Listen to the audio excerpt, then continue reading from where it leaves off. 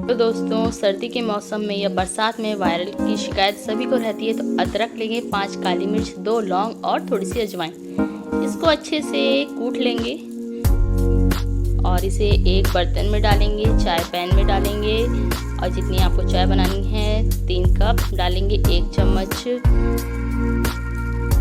चाय पत्ती डालेंगे, 3 से 4 चम्मच हम डालेंगे चीनी और इसे अच्छे से मीडियम फ्लेम पे पकने देंगे जब तक अच्छे से उबालना आ जाए। और 1 कप दूध डालेंगे, फिर से इसे हम अच्छे से चलाएंगे, पकाएंगे और इसमें थोड़ा सा नमक डालेंगे और आपकी सर्दी, खांसी, जुकाम बिल्कुल गायब हो जाएगा। Thank you.